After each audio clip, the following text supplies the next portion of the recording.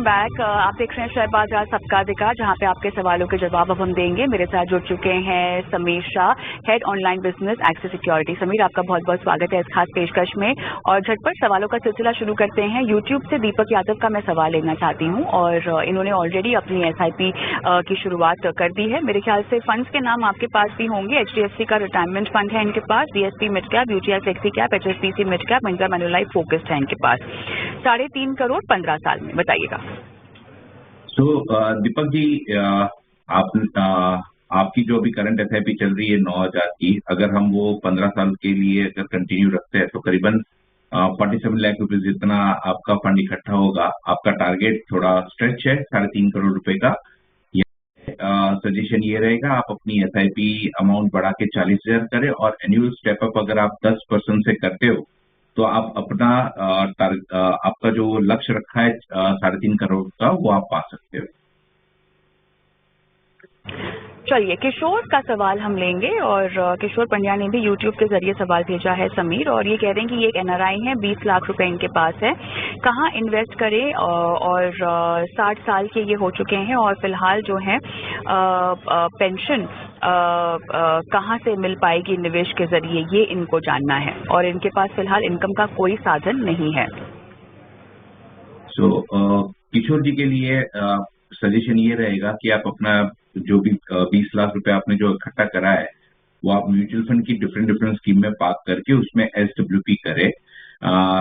करीबन 7% का आपका जो भी इन्वेस्टमेंट, जैसे 20 लाख है तो उसका 7% लगभग 1,40,000 जितना हर साल आप विड्रॉ कर सकते हैं। ऐसे करने से आपका पेंशन जितना इनकम आ जाएगा। सजेशन ये रहेगा कि आप अपना इन्वेस्टमेंट HDFC बैलेंस फंड में 5 लाख करें, कोटक डेट हाइब्रिड फंड में 5 लाख करें, ICICI equity and debt fund में 5 लाख करें, और ICICI प्रूडेंशियल का ब्लू चिप फंड है जो इक्विटी साइड है, वहां पे 5 लाख करें। ये 4 स्कीम में आप डाइवर्सिफाइड करें और उसमें से सिस्टमेटिक विड्रॉल प्लान करें। आपको रेगुलर इनकम इससे हो सकती है। सुप्रकाश बैनर्जी का हम सवाल लेंगे समीर, और इन्होंने ईमेल के जरिए सवाल भेजा है। ये इस साल नवंबर में रिटायर हो रहे हैं और इनके पास ऑलमोस्ट 70 लाख रुपए बचेंगे। इन्होंने कुछ जगह पर अपना पैसा निवेश करने को लेकर योजना बना रखी है। SBI equity hybrid, ICICI true debt equity fund, Nippon India multi cap है। तो पूछ रहे हैं कि सीनियर सिटीजन सेविंग स्कीम्स भी उसमें 30 लाख रुपए डालने की बात ये सोच रहे हैं, और बाकी म्यूचुअल फंड में 10-10 लाख रुपए। क्या ये इनकी रणनीति सही होगी? और एंजल वन डीमैट अकाउंट पिछले साल से इन्होंने खोला हुआ है और वहां पर SWP की कोई फैसिलिटी इनको फिलहाल नहीं मिल रही है। तो क्या SWP के लिए इन्हें कहीं और खाता भी खोलना होगा? ये भी इनका सवाल है। पहले हम लेते हैं SWP वाला सवाल। अगर एंजल वन में ऑनलाइन नहीं होता है तो आप जो भी फंड में, जो भी स्कीम्स में, जो भी फंड हाउस की स्कीम में इन्वेस्टमेंट किया है, आपके पास 2 ऑप्शन रहेगा। पहला, आप उनको ऑनलाइन जैसे उनके वेबसाइट पे लॉगिन करके अपना पोलियो मैप करके उसमें SWP का रिक्वेस्ट दे सकते हैं।